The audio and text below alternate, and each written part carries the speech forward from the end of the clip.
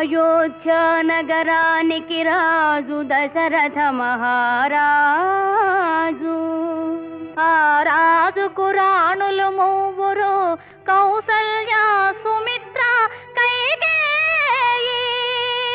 నోము ఫలములై వారికి కలిగిరి కుమారులు నల్వురు.